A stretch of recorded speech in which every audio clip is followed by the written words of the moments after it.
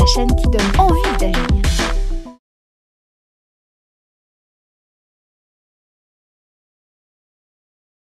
Bonjour Camille. Bonjour. Vous êtes sur le forum des têtes de l'emploi aujourd'hui à la recherche de recruteurs Oui, pour réaliser des stages. exactement. Qu'est-ce que vous leur dites lorsque vous les rencontrez, ces recruteurs? Déjà, je me présente. Je présente mon projet, mon master. Master de quoi? Master en droit du marché, spécialité agroalimentaire. Très bien. Voilà. Vous passez combien de temps à présenter votre master? Pas longtemps, mais Pas j'avoue que j'ai longtemps. pas fait beaucoup de recrutement, donc pour le moment, je suis pas trop, Voilà, on va faire un peu de prospective. pas encore une experte. Vous passerez pas trop de temps dans la rencontre avec le recruteur sur le master parce qu'il faut passer du temps sur quoi? Sur ce que je fais à côté, je pense, de mes études, voilà, Qu'est-ce que vous mes faites à côté engagements. de vos études? Je suis scout, voilà, depuis plus de 13 ans. Et, Vous avez commencé à l'âge de 7 ans. Exactement. Voilà. Pourquoi vous faites ça? Pourquoi je fais ça? Tout d'abord, mes parents m'ont inscrit un petit peu parce qu'on venait d'arriver en France et j'avais pas d'amis et ils se sont dit les scouts ça pourrait peut-être permettre qu'elle rencontre des gens, etc. Donc Et d'abord, au final, pour une raison de lien social. Exactement, pour une raison de lien social, voilà. Et Décrivez-nous votre quotidien et votre quotidien maintenant de chef. alors donc pendant mes 13 années, j'ai été pendant la majeure partie de ces années-là une jeune, un enfant. Et là maintenant, depuis bientôt 3 ans, je suis chef, donc responsable des enfants. Donc je suis chef de la branche 11-14 ans. Et là cette année, j'ai accédé au poste de chef d'unité, c'est-à-dire que je suis chef des chefs aussi. Donc c'est moi la responsable qui Ça fait vous le... rend fier, hein? Oui, se voit. oui, parce que j'adore ce que je fais. Ça me demande du temps, mais je suis beaucoup encadrée, beaucoup aidée.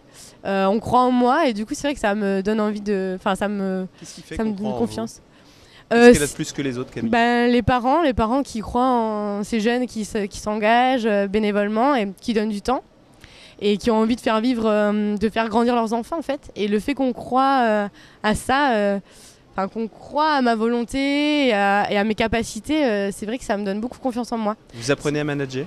J'apprends à manager, à gérer les conflits, la différence. Comment vous faites? Donnez-nous un exemple de gestion de conflit, de gestion de la Gestion de différence. conflit, moi, je sais pas, par exemple, mais j'ai eu une fois un enfant qui, pendant une année, on a eu un autiste. Donc c'est difficile de faire accepter l'autiste par les autres enfants. Donc tout est dans le dialogue, tout est dans la discussion. On prend des temps pour expliquer qu'est-ce qui se passe, quelles sont les réactions qu'on doit avoir face à ce petit garçon qui des moments, on comprend pas bien ce qu'il fait. On essaye d'expliquer au maximum et le dialogue, je crois que c'est pour les enfants, c'est le plus important. On oublie qu'il faut prendre des temps comme ça dans la vie pour faire réfléchir. Et les enfants sont très très réceptifs à ces moments-là. Par exemple, pendant un camp d'été, donc c'est 2 semaines, on a eu 2 jours, tout le monde se fâchait, tout le monde était énervé, etc. Donc on avait décidé avec les chefs de faire un temps de réflexion sur ce que c'était que l'amitié. Et alors, on leur a demandé tous de réfléchir. On avait lu un texte intéressant sur l'amitié. Alors je me rappelle plus le texte. Ouais. Et en fait, ils avaient tous réfléchi sur ce texte. Parce que ça leur inspire. Exactement, pendant 10 minutes. Et après, on leur avait donné des post-it, on leur avait dit écrivez ce que vous regrettez ou demandez pardon. Vous n'êtes pas obligé de le donner, vous pouvez le mettre au feu, le brûler, parce qu'on avait des feux de camp, du coup, voilà. Et essayez de vous excuser sur les choses que vous savez que vous n'avez pas été forcément très cool ou très respectueux de l'autre, ou de vous-même d'ailleurs, parfois. Et ils avaient tous écrit et dans la minute après, on était tous recopains et ça allait beaucoup mieux. Et donc, eux ont exorcisé les exactement, peurs de chacun. Exactement. Est-ce que cette méthode de post-it pourrait s'appliquer aux étudiants qui sont sur ce salon aujourd'hui et qui s'interrogent sur leur avenir? Ah oui, je pense tout à fait. Donnez-nous un conseil, vous qui avez déjà le sens du projet, du management en vous depuis. Alors un conseil sur quoi pour s'orienter, pour trouver s'orienter. Moi j'ai eu du mal, j'ai eu du mal à choisir un peu ma voie, même encore maintenant. Je fais du droit et je pense à me tourner vers le commerce. Donc je suis un petit peu sur ce point-là, pas une experte non plus. C'est avoir du mal, ça, que de passer du droit au commerce? Non, mais j'ai eu du mal à définir ma voie. J'ai toujours voulu aider les autres. Et j'ai, à travers un petit peu mes expériences et contacts que j'ai eus, on m'a un peu influencé vers telle et telle formation. Et là maintenant, j'essaye un petit peu de revenir vers ce qui m'intéresse le plus, c'est-à-dire reprendre les rênes. Exactement, reprendre les rênes et faire ce qui me plaît, quoi. J'aimerais bien être chargée de projet et dans le meilleur des cas, ce serait dans l'humanitaire. Chargé de projet dans l'humanitaire. Voilà. Est-ce que mener des projets, c'est une façon d'entreprendre ?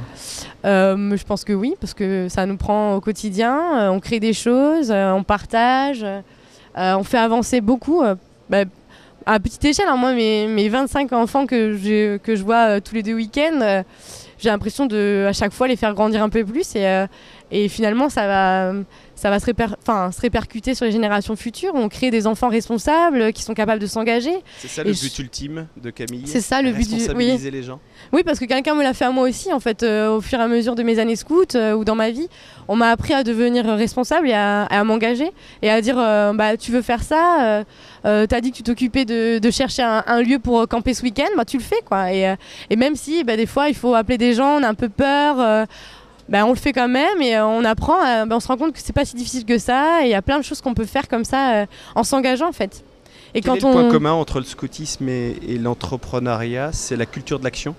Je crois que c'est surtout la vie en équipe, apprendre à gérer les équipes, à gérer des différences et à chercher chez les gens leurs atouts, ce qu'ils ont à apporter, parce que chacun a quelque chose un peu particulier, a une spécificité. Il faut savoir la mettre en valeur et dans le scoutisme, c'est ce qu'on essaye de faire. Et s'adapter à la différence. À quel besoin personnel votre situation professionnelle répondra ?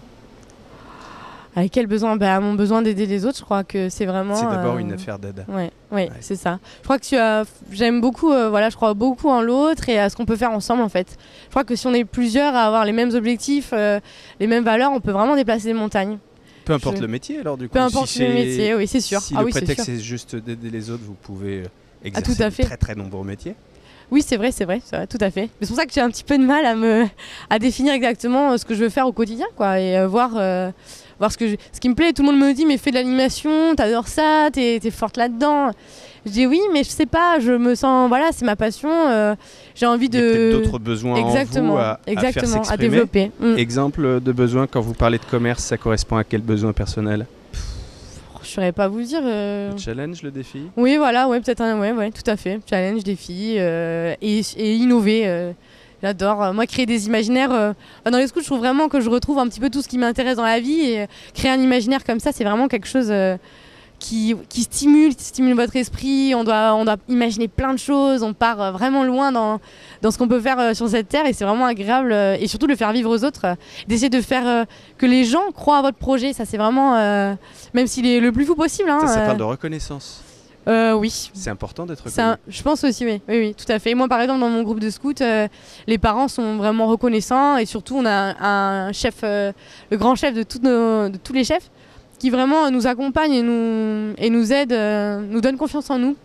Et ça nous permet d'avancer et d'aller toujours plus loin. Vous prendrez la place du grand chef de tous les chefs ? Oui, je pense. Je sais pas où la vie. Oui, pourquoi pas. Oui. Camille, vous étiez en train de me dire qu'il y a des personnes qui savent pas vraiment ce qu'elles veulent faire. Qu'est-ce que vous leur dites, notamment à des amis, à vous En fait, je disais que pendant mon projet, pendant mes années scoutisme, j'ai fait un projet solidaire de 1 année où on a cherché de l'argent, on a cherché une association, on est parti un mois au Pérou, etc. Cette année-là, j'étais dans une année un peu difficile, j'étais en prépa pour faire du droit, etc. Et toutes mes copines me disaient c'est génial ce que tu fais, ça a l'air trop bien, tu vas partir un mois, t'as trop de chance. Et en fait, j'ai une petite pointe de jalousie. Un petit point de jalousie ou même toi, tout est dû, tout tombe du ciel un petit peu, voilà. C'est trop facile. Alors que moi, c'est du travail, quoi. Parfois, c'est pas drôle de devoir, chercher. Il faut se bouger, il faut aller se retrouver devant le conseil régional et demander des subventions. C'est pas simple, à même pas 18 ans. Et je leur disais, les filles, venez. Il ne tient qu'à vous de venir et de vous engager avec moi et on part ensemble parce que ce que je fais c'est pas la chance quoi, c'est moi qui me donne les moyens de le faire. Alors oui on m'encadre, oui on m'aide, je suis beaucoup soutenue mais en même temps quand on fait ça on peut plus continuer à être dans l'implainte que les choses nous tombent pas tout cuit dans le bec. Exactement et je pense qu'on perd vraiment, oui c'est sûr, parce qu'en général beaucoup tout est un peu tout leur est dû, je trouve que c'est un petit peu comme ça, la jeunesse française elle est un petit peu maintenant on s'engage moins, on fait moins de choses et on perd beaucoup de temps. Vous avez l'impression qu'on s'engage moins ? J'ai l'impression. Après, c'est mon avis. En plus, moi, je suis vachement entourée de jeunes qui s'engagent, mais Mais dans mes amis, j'ai pas beaucoup d'amis qui sont engagés dans une association. Mais juste l'idée de donner du temps sans forcément avoir envie de... Enfin, sans le faire pour recevoir. Alors moi, dans les scouts, je reçois énormément. Finalement, j'ai l'impression de recevoir plus que ce que je ne donne. Mais je trouve que voilà, se dire s'engager à la Croix-Rouge, s'engager dans d'autres associations... ou en créer, tout simplement. Ou en créer, tout à fait. Je suis tout à fait d'accord. C'est vraiment, c'est important, quoi. Je trouve que c'est important, c'est ce qui nous fait grandir. Parce que l'université, c'est une chose, c'est bien. Les études, c'est bien, mais finalement, c'est une base. Après, c'est tout ce qu'on fait autour, c'est tout ce qui nous construit autour, qui fait notre personnalité et qui va faire qu'on va trouver un travail ou un stage plus tard, quoi. Mais ça suppose quoi, ça ? Ça suppose qu'il faut se bouger maintenant, quoi. Il faut s'engager. Il y a plein de gens qui ont de l'énergie, qui sont prêts à bouger, qui viennent notamment sur ce salon des têtes de l'emploi aujourd'hui, mais qui ne savent pas par où commencer. On commence par où, madame ? Je sais pas. Vous avez commencé par où, vous ? Moi, par les scouts, mais après, par s'engager. Vous avez commencé il y a longtemps, mais imaginons, à l'âge que vous avez, là, vous démarrez, vous commencez par où ? Là, je commence par où ? Par exemple, les associations étudiantes, par exemple. Ou alors la Croix-Rouge, la protection civile. Il y a plein de choses à faire, hein. Les dons du sang, ils recrutent énormément. Et en plus, moi, c'est vraiment... je suis déjà engagée, ça me prend beaucoup de temps. Et souvent, je suis démarchée pour devenir bénévole. Et je suis obligée de dire non parce que j'ai pas le temps ou parce que voilà, je veux me concentrer sur ce que je fais. Quand on prend l'engagement, je pense que c'est important de le faire à fond aussi. Et que du coup, voilà, mais il y a plein de possibilités. Je pense que c'est vraiment se mentir que de dire je sais pas par où commencer. Il y a plein de choses à faire. Il y a beaucoup d'entrepreneurs qui disent que le temps est élastique. Est-ce que vous êtes d'accord ? Je suis tout à fait d'accord. Je pense que vraiment... c'est quoi votre conception du temps ? Moi, je pense que plus on s'engage, plus en fait on prend des engagements, on décide de faire ça en une journée, on peut faire des milliers de choses. Une journée, ça peut commencer à 7h du matin et finir jusqu'à je sais pas quelle heure. Tant qu'on est dans quelque chose qu'on a décidé, qu'on est engagé, on va trouver l'énergie. Ça, j'en suis persuadée. Et on va créer l'énergie. Tout à fait. Au travers de vos engagements. Tout à fait, oui. Merci Camille. Ouais, avec plaisir. Merci à vous.